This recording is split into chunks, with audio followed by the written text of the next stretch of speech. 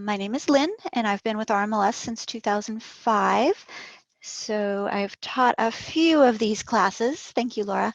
So the CMA overview is going to be basically the market analysis. So the kind of the process of talking to a homeowner about how they might price their home if and when you get the listing to sell it for the most money in the least number of days is kind of the goal, right? And so before we get started with that process, I'm going to walk you through some things you might want to do first. Okay, so what I would do in preparation of doing a CMA is go under either Help or the Toolkit and go to User Preferences.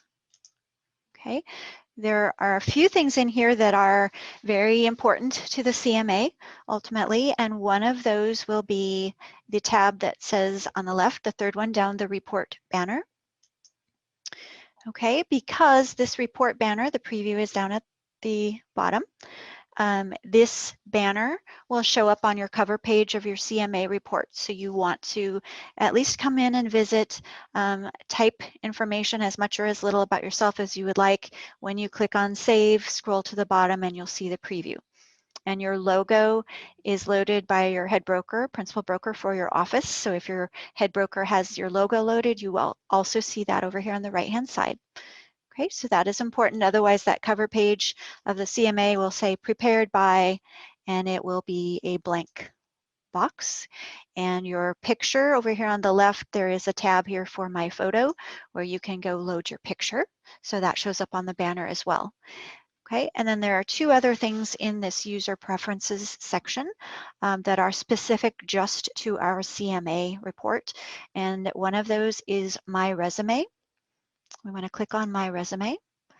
And so you have the opportunity to either type or copy paste if you have a resume or a paragraph about yourself from another website that you're already using. You can put this in here, save it, and then when you do a CMA, you will always have the option to pull this resume into your report if you would like to do so. You'll have the choice with each report that you run, whether you include this or not. Okay, again, it doesn't have to be bullet points like a regular resume at all. It could just, like I said, be a paragraph. And then the tab at the very bottom, company information. That is all also very specific to the CMA report. So you will have one page of the CMA report dedicated to company information. So again, your company might already have verbiage that they would like you to use in conjunction with a CMA report. There might be some legal disclosures, things like that, that you can put on here. And again, then you're saving it here. It's waiting to be used with any report that you would like. And you do have options up here similar to Microsoft Word icons as far as making things bold and underlining and things like that as well. Okay, so I would take a moment at some point just to come in, Toolkit, User Preferences, visit that report banner, visit my Resume tab, and visit the Company Information tab specifically for the CMA piece. Okay. And just getting everybody checked off that's attending here. Okay, and then the next thing I would like to tell you is you do have the option, if you would like, you do not have to do this, but if you want, I'm just going to show you under Toolkit, Contact Manager. If you would like to put in, there's a new contact here. I already put my client in for today. So if you know you're going to be doing a CMA for somebody, if you would like to do this, you can put in their first and last name, their address, conversation log or notes, and then save that information, or you might just use it, to collect contact information, your interactions with this particular client, if you would like to do that. Again, not required at all, just trying to point out a few helpful things along the way. Okay, and then of course on our desktop screen, on our home screen, we do have a shortcut to the CMA there. And we do also under Toolkit have a link to the CMA there, which we're going to visit one of those in a moment. But another tip I'm going to share with you, if you go do a search first from the tax records, and I'm going to go do a tax search for this property. So let me hit clear. Let me hit, there we go, clear. All right, so we're going to do 12720. 12720. And then direction, southwest. Fifth, I'm just going to do a 5 and street. Okay, so if we do a search in the tax search, okay, so when we do our tax search and we pull up the property, and I'm going to click on the tax ID number. Okay, so it also might be helpful, there is a print button here. You might even want to print, or you can print to PDF this tax information, because a lot of this information will actually help you with the CMA report as you go through. Bedrooms and bathrooms and square footage and year built, all that good stuff. Okay, so again, somebody just came in a minute ago, so I'm just going to show you again. Search, I did tax main, I searched for the property address. Okay, and so this is the tax record.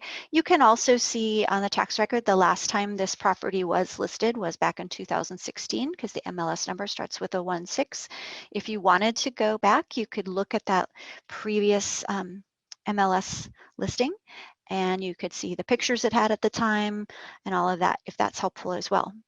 Okay, and then the other thing that I would suggest if you're going to go to the tax search is if you highlight that tax ID number either here or back on the tax search results screen, and of course right click and copy that tax ID number, that also can help me when I start into my CMA. Okay, again, don't have to do it, but it's going to help me out if I choose to do that. Okay, all right. So again, I can go back home to the CMA, or I can jump over here to the toolkit and CMA profiles. And so once we are into the CMA, oops, sorry, I'm trying to move my chat box out of the way. There we go. Okay, so we're in our CMA profiles page. I've been very busy. We will talk about how to manage this page later. Okay, and I'm going to just double check my Zoom level here. There we go. All right, so step 1 is to add new CMA up at the top right.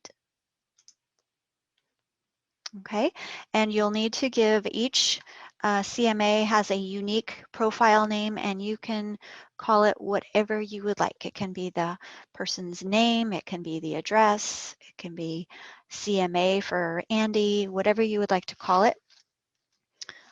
I'll just call this Southwest 5th Street. Just keep it short and sweet. So you could select a contact from your list of contacts that you have under the Toolkit Contact Manager, or you could create a new contact here if you wanted to do that. You have those options. Again, you don't have to do that here. Some people do it, some people don't. Okay, I'm just going to go back, and I'm going to go ahead and just, without a contact in there right now, save and next. Okay, so if you want to add contact information later, you do have an edit button, edit contact profile. So if I decide to put them in, I can. Okay. And then I'm going to focus on the CMA part of it now. So the subject property, you can either click on the next button as we navigate along, or you can click on the tabs at the top. We're going to go left to right, and it's going to walk us through the process. So it's really hard to get lost. Every now and then, some people do get lost, but it's okay. But it's pretty straightforward. So as I scroll down, I see the address fields, but I see a little box up here at the top left with a plus sign. It says auto-populate the address, and I said, that sounds good. That means the system wants to help me. So if I had put them in as a contact with their address at the beginning, I could pull in from there. if I have the tax ID, I can put that here, pick the county and load. Or if it had an old MLS number, I can enter that and click on load. So the tax one or the MLS number will fill out some of the address fields, you know, those that it's allowed to, but it won't fill out, you know, a lot of details about the features, about the subject property, because we're afraid that if something was entered in correctly and then you use it, that's not a good thing. So it's going to put some of that back on you and the tax record and your own research. So I'm going to put in the tax ID. And I believe it's Washington County. I forgot to notice, but let's see if I've got that right. Yes. Okay, so I pulled in from the tax record, so it pulled in the address and the county. Okay, and off the top of my head, I'm not totally sure what the MLS area number is. It is not a shaded field. It is not required to proceed through the CMA, but I'll show you a little magic trick where I can find that number very easily. So if you move down to the map, it says click here to adjust the map location. Okay, and I'm going to wait for it to load, and then I'm going to share the map with you so you can see the map. So it's putting a little blue marker on the map, the location of that property address. Okay, and if that's correct, ultimately I'm going to click on save. If it wasn't quite correct, like sometimes newer construction sometimes is not quite right, you can left click on that blue dot and slide it where you would like it to be. Okay, but I want to find out the MLS area number for this property. And so to do that, the easiest way is to click on the icon at the top left, the little 3 pastel pieces of paper stacked on top of each other. And I turn on the area layer. And then I'm going to hit the X to close the little drawer. And now at a glance, I can see this property is in area 150. Okay, ultimately, I'm going to click on save, and then I'll make sure I share my screen with you again. So hold on one moment. Okay, so now we're back, and it is now correctly mapped. And I can now put in, I can just type in that area number or pick off of the list. And if you would like to add a photo, you can choose File, Browse to find a picture, and then Upload. Okay, it's going to open a little window for me to get a picture, but I'm just going to save one really quickly and then upload it, but I'm not going to share the screen because then I have to get back. So let me just grab a picture and upload just so you have a picture to look at. There we go. Okay, so you can have one picture on that will appear on the cover page. Okay, and then we can either click on Next, click on Save. We can go back a tab, or you can click on the next tab up here, or you can actually jump around on tabs ultimately. But some people can't hit Next without hitting Save first. It does auto-save though when you navigate to the next tab, so have faith that when you click Next, it saved all your work. That was on the Subject Property tab. Okay, and so now we are on the tab that says Features. Okay, so these will be features about the subject property. So I'm going to go speak to this homeowner. So this is information about their house. And again, I did get this information from the tax record. So total square footage. Okay, acres, if you choose to put in acres and it's less than an acre, you need to put a 0 and a decimal point. So 0.16, for example. If you just put 0.16, it will say this has to be a number, and you're like, but that is a number. So just know you need to put a 0 in front of it if you choose to use that field, but you do not have to use that field. Acres is not a required field when brokers enter a listing either. So the more reliable field to look at side by side ultimately is going to be lot size, which I'll select further down. Okay, and then total bathrooms, this one has 3, and total bedrooms, this one has 3. Okay, and then features to be compared.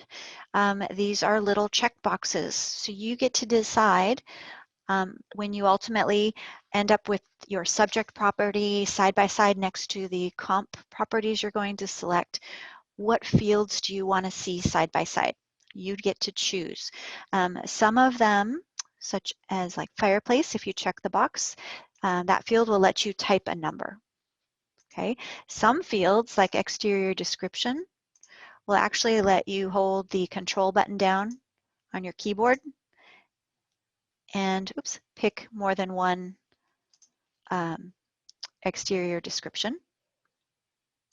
Okay, love the asbestos siding. That would be great, right? So let's just pick vinyl. I don't know.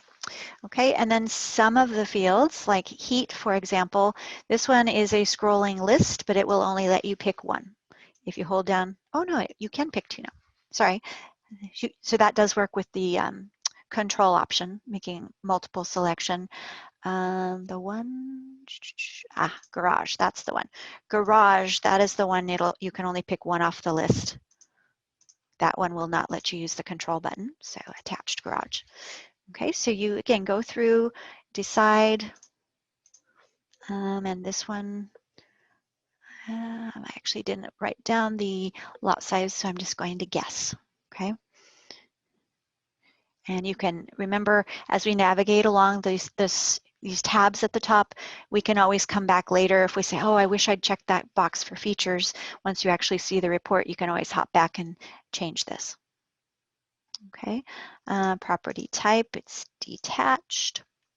Oh, I do have year built, 1959. Okay, and then the focus groups that we had when we were putting this together came back to us and said, we really would like to have the option to add additional features where we can actually type in our own label, which will show up on the left side of the comparison between for the subject property and the comps. And the description is what will show up in the subject property column.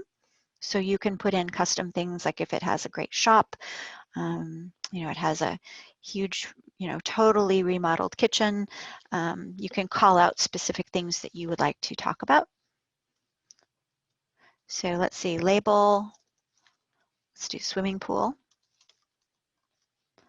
And in ground with slide or whatever. Okay, shop.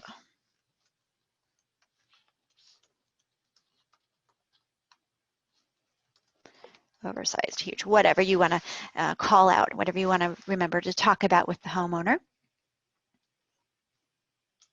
Okay, and then as we scroll up to the top again, back, save, next. So we're going to do next. And now we are on the comp tab. Okay, and now we need to go find our comparable properties. And once again, here is a box with a plus sign. I think it wants to help me. So if I click on the Add Comparables button, again, in focus groups, we ask them, what are the different ways you use to look for comps?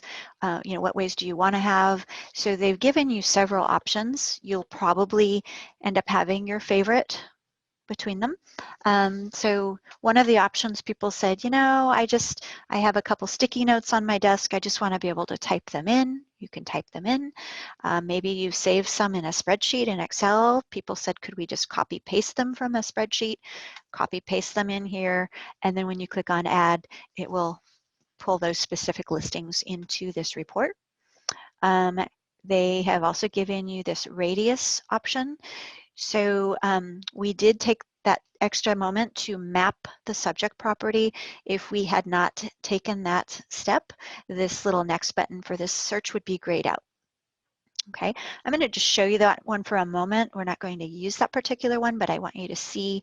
So if when you go to a map search and you're sort of challenged drawing shapes, some of us, I don't know, it's hard sometimes, right?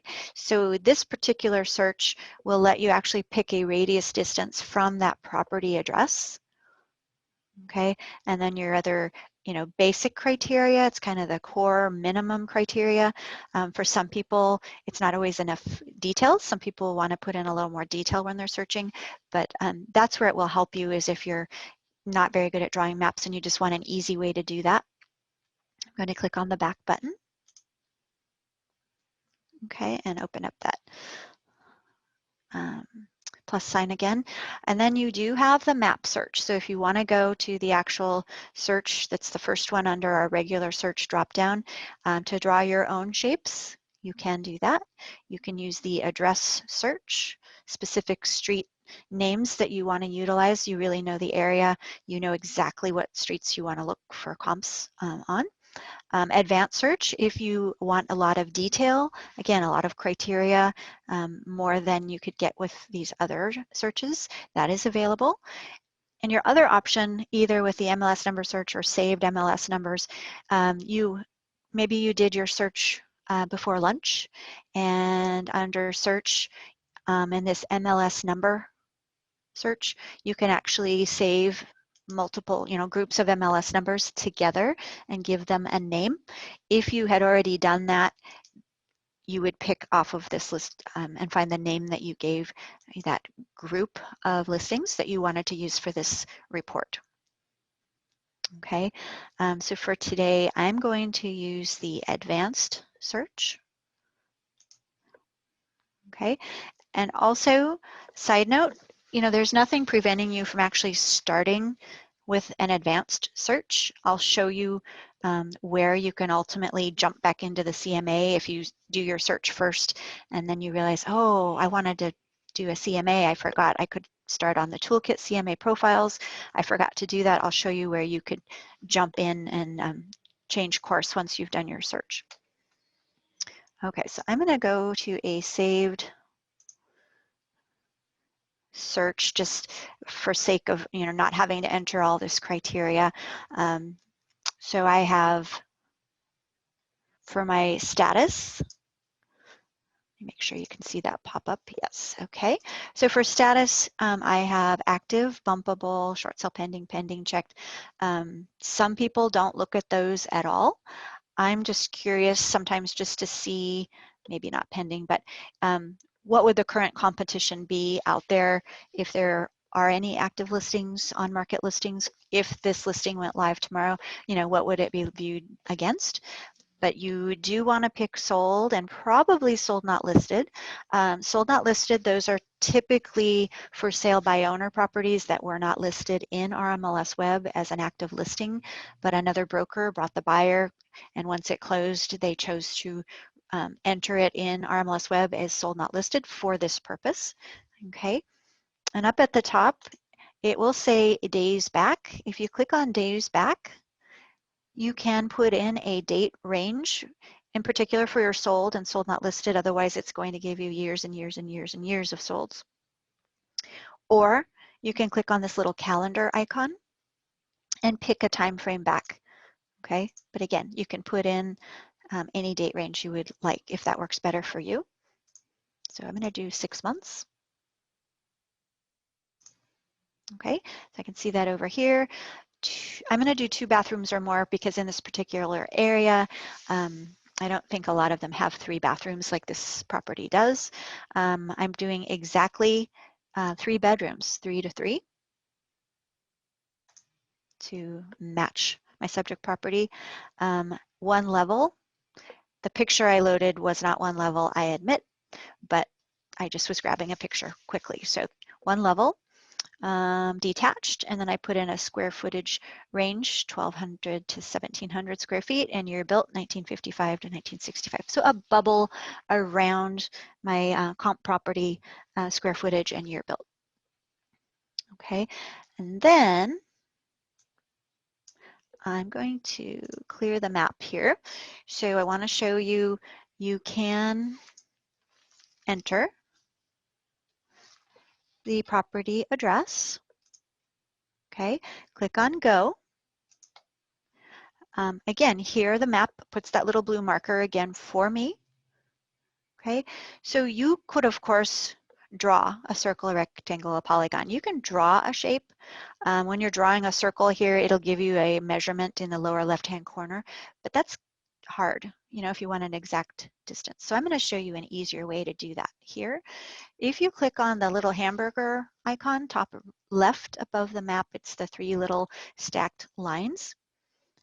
Okay, and here I see the property address that I had typed in, and I clicked go, right, to get that marker. Here's the address. And guess what? Here's a little box, and it says mile radius. So I can do 1, 1.5, 2, whatever radius I want.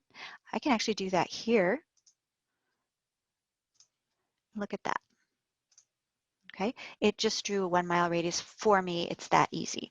And then again, you're the expert in this little area, so you happen to know on this other side, they're not, if there are any comps over there, they are not going to be as good, perhaps. I want to exclude this little section over here. So what you could do for that is draw a polygon. And I come down here, I'm going to draw a little polygon following the 217 here, a little, doesn't have to be perfect. And then I'm going to exclude, EXCL.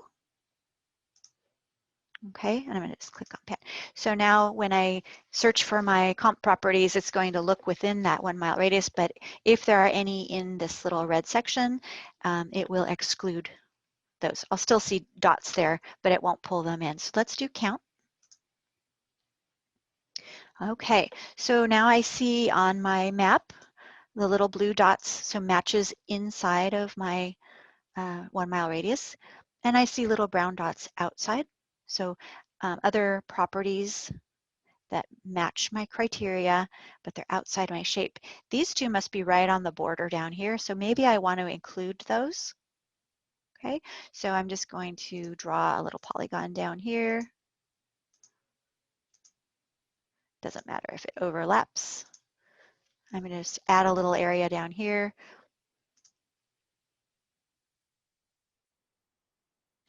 And now I have 5. Okay. If I had manually drawn my circle, I would have the option to edit it, but since I used the little radius option, that's the easiest way to just add it with minimal work. Okay. All right, so let's look at these 5.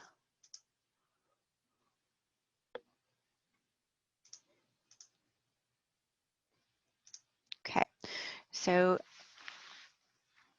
search results screen. Okay, so no actives. Wow, just getting solds. Not a lot of inventory, as we have been hearing, right? So I have this show summary box checked up at the top. That is giving me this summary box at the bottom. So for my solds, I'm seeing average and median days on market, cumulative days on market. Sometimes that's a bigger number. If these properties went off market and back on, it'll pick up those extra back on market days. Looks like they're matching though. Average and median square footage. So average and median list price. And then over here, average and median sold price. And average price per square foot for the listing and for the solds. Okay, and then again, one thing I really like, I'm going to change this to a custom report I created, and I will show you where the training document is to tell you how to do this piece, because there isn't necessarily time in this particular class. So what I did is I created a stats class one, just as an example. So I can see the original list price for these listings and the final price. So was it higher, was it lower, were they the same? Just about all of them ended up selling for higher than their original list price, price per square foot, approximate square footage, days on market, cumulative days on market, other information. So the training document, how to do that, and to also have a detail drop-down option with pictures and all that, it's up here under help, customize your search results, if you're interested in learning how to do that, okay? We all start with the default view, which is what I will go back to. Okay, and I'm going to check these, all 5. They all look pretty good to me. Okay, And then before I go back to the CMA, okay, I'm going to show you two reports. One is the comparison. So on my little report drop down, so the comparison report will show you 3 listings of the same status side by side at a time. So if I had 3 actives, I would have those first 3 pendings. If I only had 1 active, I would just see 1. But since I have 5 sold, I'm going to see 3 next to each other, and then the remaining 2. Okay, so here it's helpful, I think, because you can see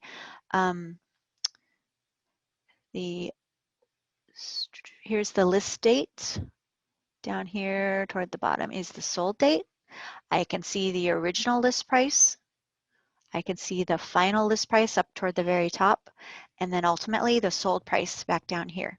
So you can kind of see what has happened with each of these. Not sure why that picture is not loading. The other report you might take a peek at is the summary only. Again, that'll be broken down by status as well, but I just have solds. But what I like about the solds here is it's telling me the sale price compared to the original list price.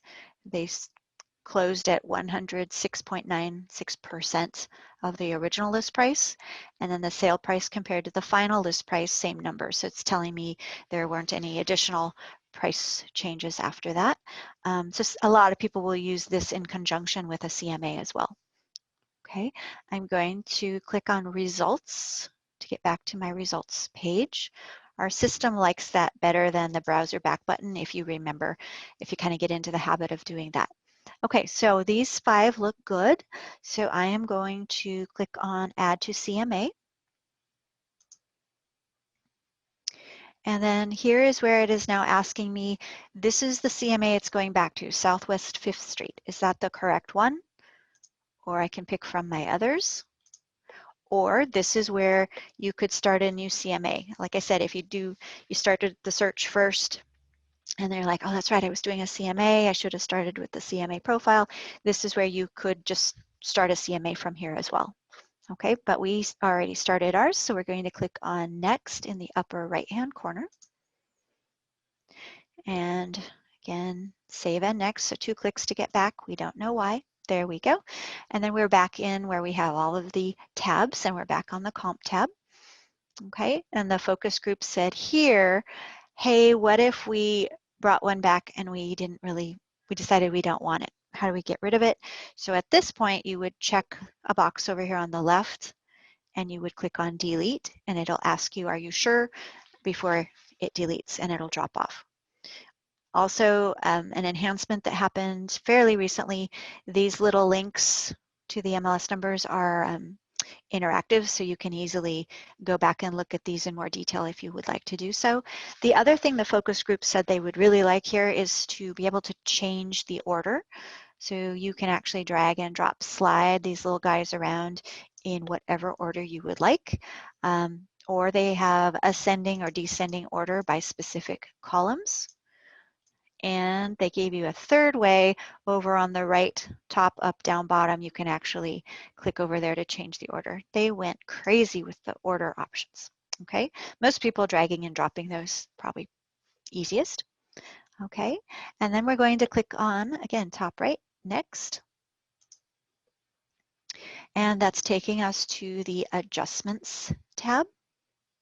Okay, so now what is happening here is the subject property is over here on the right. Okay, and then over on the left side is a list of my comps. And so whichever one is highlighted over here, now I'm looking at them side by side next to each other. Okay, and here, this particular one had 0 days on market and sold at 109% of original list price and final list price. Whew, wow, sweet. Okay, coming down, you do see, again, remember those features boxes that we checked, and here's the shop that we typed and the swimming pool that we typed. You can make adjustments here. I can't tell you, what a bedroom is worth. We can't tell you what a bathroom is worth. We can't tell you what a remodeled kitchen is worth. But if you ask an appraiser friend and they tell you, oh, add $2,000 or subtract 2,000, you can put in a dollar amount here and add or subtract. It will make an adjusted price for that property, but that adjusted price will only show in that one adjustment section of the report, just so you know. So you can do it.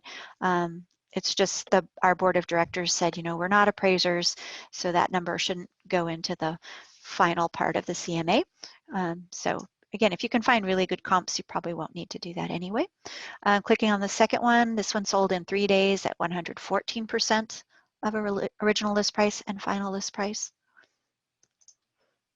Okay, 6 days, 100%. 90 days, 100%. Makes you wonder, doesn't it? Why did that one take 90 days? Makes me want to go look at the pictures. And this one, 3 days, 114%.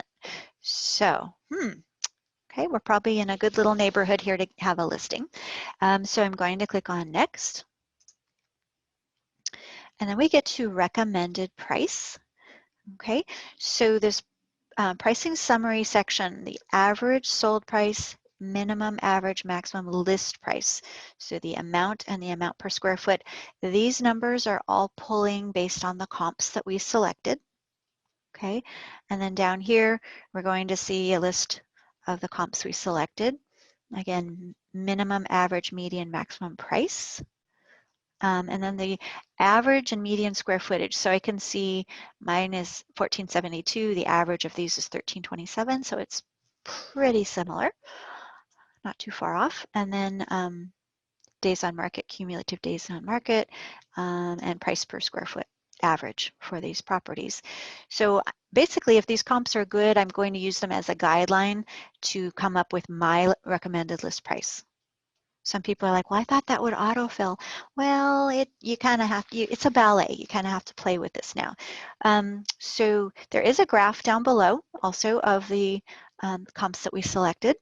And so ultimately we can have a line appear on this graph that will have our recommended price and a minimum and a maximum if we choose to use those fields. So initially, I'm going to try recommended and see what happens. So average list price was $341, but average sold price was $365. And we saw they were mostly selling for over, you know, what they were listed for. So I'm going to try $365, the average sold price. And because it knows my square footage, because I entered that previously at the beginning, I can just click anywhere on the desktop and it will fill in this other number for me. You could do the opposite too. If the homeowner says, well, I think we ought to sell it for $750,000, you can fill that in and see what that does to the price per square foot. Refresh the graph below. And now I can see where my recommended price would fall compared to the 5 comps. Okay. Again, in today's market, there's not a lot of inventory. This one has an oversized shop and a swimming pool, and perhaps, you know, you're really familiar with the neighborhood. This one they've done some really nice upgrades inside. Maybe that's what you're going to go for. Okay. Again, we could go with the scenario. The homeowner says, I think I can sell it for $750. Fill that out. Click anywhere on the screen. Watch what happens to the price per square foot. Refresh the graph below. Okay. I don't know. I don't know about that's a pretty big leap. Okay. And I go back to my 365. Okay. So again, it's a little ballet. If you want to do the minimum and the maximum, you don't have to use these exact numbers. Maybe I'm just going to do 355. Maybe I'm going to do just $10 on each side to see what that looks like. Okay. Refresh the graph below. Okay. But you know, it's human nature, right, to want the maximum. So again, so a lot of people just use the recommended to keep it simple. So that is up to you. Okay. And then we're going to click on the next button. And that's taking me to our cover page tab. So it's the title for this is competitive market analysis. It used to be comparative market analysis. You can change it if you want. don't know the whole backstory. If you just want to change it to listing presentation, you can make it say whatever you would like. Then who it's for. If Andy Anderson. Here's my photo. Again, my subject property is really one level, but oh well, pretend. Okay, and then features 1, 2, 3. These will become bullet points on the cover page. And probably the things that you're going to focus on are the things that you're ultimately going to market about the property. Again, the oversized shop, the swimming pool with party area, you know, whatever you're going to emphasize and market about the property when you get the listing. And then comments.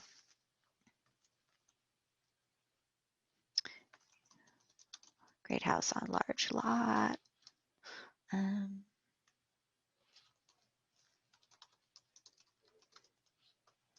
know, whatever you would like to type there.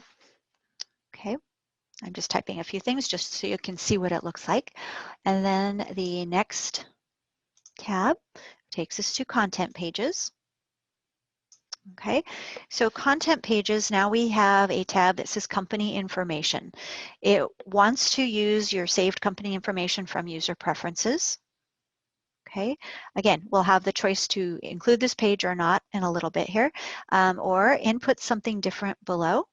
Or if you're like, I can't remember what it says and I don't really want to take time now to go to my toolkit user preferences and look, copy from user preferences here. It'll just pull it in. You can take a look. Again, you'll get to leave it off or use it in a little bit either way, or maybe for this particular person, you want to add some additional information or some additional statistics or whatever, you can do that. The next button takes you to the resume tab. And again, it wants to pull the resume in from user preferences, or you, again, do something else below, or I can't remember what I said about myself, copy, pull it in, and again, you can edit it here if you would like for this particular report. Okay, and our focus groups said, well, what if we need more pages to share more whatever? So the next option, there is a signature / optional page. CMA prepared by, you can delete that off if that doesn't have to be there. Again, some people use that for legal disclosures or things like that. Just depends on the office you're in, what they might ask you to include. And then they gave you actually a second page if you need more. Again, don't have to use those extra pages, but they are there in case, okay? And then the next tab takes us to the report. And so now we have options. Okay, and so below here are options. We have checkboxes. And so we're kind of used to this at this point that if we uncheck, the page will not be included in the report. So I can uncheck optional page 2. I can uncheck signature optional page. I didn't do anything on those pages. I can also drag and drop and slide those out of the way if I want so I can see everything else. Cover page, table of contents, they can be left off, but they can't be reordered because they don't really make sense in a different location.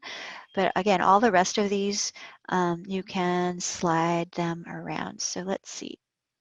Let's do the map, move that up here, and pricing your home, move it up here. So slide things around in the order you would like. Okay, over here on the right, you get a theme, black, red, blue, green. Do not get too excited about theme. It's basically the color of the box around the cover page on the front page, and then each of these report sections will get a shaded bar, whichever color you select. So I'll just pick blue. And then on the cover page, do you want the border? Do you want that box border? And you'll see what that looks like in a moment. Recommended price. There are probably times, again, that homeowner that thinks their house is worth $750,000 and you're about to show him a number that's less than that, you might not want the recommended price on the cover page in bold because it may be hard to get past that with that particular person. So you can leave that off if you would like. Agent banner, do you want your if you have website links on your banner, do you want your picture, do you want your logo or not? And then the graph that we had with our comps on there, and then the recommended price. If you don't want that graph to show, you can uncheck it here. And then again, next, to get to the header footer, I'm not sure how much headers and footers get used, but those focus groups, some people wanted this option. So it's available, and they're just preset things to choose from, and they're pretty tiny. So like the page numbers are super tiny. I don't even know the font size, but it's available if you would like. And then the next tab is Generate Report. And now we get to see what the report looks like. Okay, so here's that box I was talking about that's in blue. There's my cover page, my little one story. Ha. Okay, bedrooms, bathrooms. Here are my bullet points. There are my comments. Here's recommended price. Okay, again, I did not uncheck the box, so this would be right there for the homeowner to see. Okay, here is my report banner. As I said, if you don't do that report banner, it'll just say prepared by, and it'll be blank, or you might just have your office logo over here if your head broke or loaded it. Okay, and then we get our table of contents, and it does adjust the pages depending on your report. And here's the map of comps to your home. So again, here's my subject property, and there are the comps around that I selected, so they can kind of see where those are. Pricing your home. So again, that basic information that we just kind of reviewed. Here's my little graph. Okay, so my recommended, my minimum, and my maximum. The comps, so you can kind of see those in the public remarks. And here's the adjustments to comparable section. So again, here are those features side by side. So you can see, all of those, a lot of those are boxes that we checked. There are some ones that will show automatically, but again, I added garage description, I added property type, I added lot size, I added heat, all of those. So that's very customizable. Okay, and then there's a summary. There's my company information, there's my resume, and that's the bottom. Okay, so with this, as I said earlier, at this point, if you generate the report and you go, oh my gosh, on that adjustment section, I wish I could go back and check elementary school and high school and fill those out. So yeah, you could jump back to features, make a change, jump all the way back to report, generate report, and it would update, okay, with those additional fields. Okay, but you can also email this. If you choose to email this, it'll give you an option. And again, if you have your client under Toolkit Contact Manager with at least one email, they'll show on this list, or you can type in their email, copy yourself, blank copy or no copy. Again, customize the subject line and the note, and there's append your signature to email body, again in user preferences, that's your email signature, and then send. And if you do it that way, it will send them an email with this CMA as a PDF attachment. Okay, or you have a print button, you can actually just print it out yourself and put it in a nice little binder or a folder with some, additional information about, all the special things that your office, that your company offers, things you're going to do to help get the listing sold quickly. And you also have an option to create your own PDF. Okay, and if you do email the listing with that PDF attachment, that email log would show you the PDF that you emailed and date and time that was sent out as well.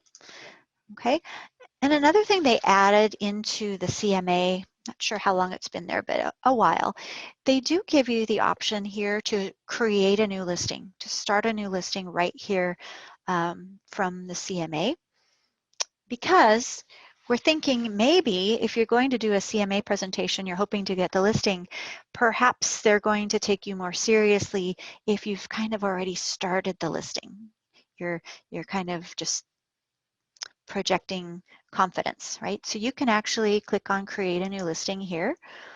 and it will pull in, so you saw it had the tax ID and it had the area number 150, and it jumped automatically into listing load. So you could start filling out, and look at that, it even pulled in the map. So you could start filling out some basic information that you know about this property, okay? And you're not actually putting it in as a live listing, obviously, because you don't have signatures yet, but you can put in what you know, hit finish later, okay? And it will sit here under your back office listing load as an in-progress listing, okay? And you do have the option, here's a print button, so you can actually print to PDF with whatever you've filled out so far, including the contract. And you could just have that with you, and if things seem like they're going really well, you could perhaps proceed getting more information, you know, take another step toward actually getting the listing. That's sort of the thought process on why they put listing load in with the CMA.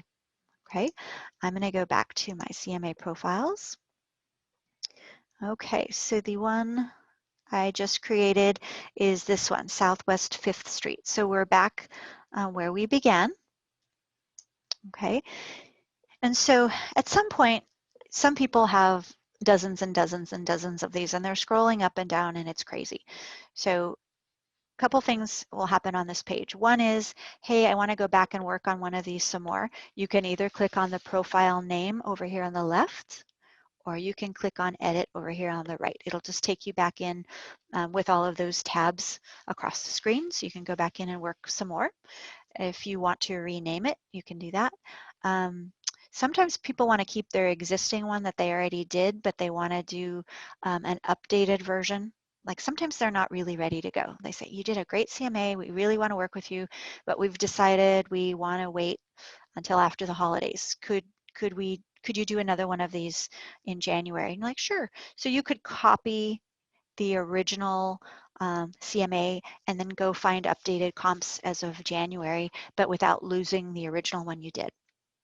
Okay, you do have a delete button. So I've heard stories where people went and did a CMA presentation and they're like, oh my gosh, he was such a jerk. I do not want to work with that person.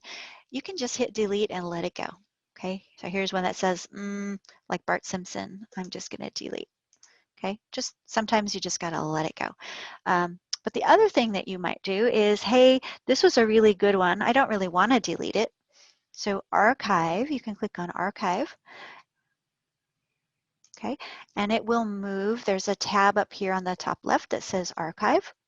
Okay, so you can move them off of the screen so it's not so busy. And then your archive tab, they can sit in here for 36 months. If you don't do anything in 36 months, we thought that was fair. That's a good amount of time. Okay, if you don't want it to disappear, you just can make it active again and you can archive it again. Okay, I've talked to people like, oh my gosh, I did this one for a celebrity and I don't ever want to lose it. So periodically, that's what they do because they don't want to lose that wonderful one they did for a local celebrity. So, okay, I hear all kinds of stories. Okay, so, and also up here at the top left, there is help. There is also a tutorial there, and I'm not sure. There is also under toolkit training resources. I'm not sure if it's the same tutorial or not, but this is definitely the updated one. If that other one doesn't look blue like this, under toolkit, training support resources will take you to that one. So if you want to kind of revisit this again. And then other help available, of course, top right, you have live chat. Monday through Friday, 8 to noon and 1 to 5. So if you just have a quick question, it's a great way to get a quick answer, or contact us. We have our telephone support, our help desk, the direct numbers, if you click on contact us right up here at the top, and they are available Monday through Thursday, 8 a.m. to 7 p.m., Friday, 8 to 5, and then Saturday, there's one person on from 10 to 2. So if you're working on something, working on a CMA, and you kind of get stuck, oh my gosh, it's Saturday at noon, I wish I could talk to somebody, just call one of those direct numbers and you'll get through. If you call any of our other regular office phone numbers, those won't ring through on the weekend. So, okay, so that is the CMA overview. I hope that is helpful. We also have a class comparing the 4 different CMAs you have access to. There's a webinar looking at this one, HomeSnap, Remine, and RPR. So if you haven't taken that one, that would go through all of your CMA options that you have through us. Okay, well, thank you guys so much. Go make me proud. Have a great afternoon. Bye.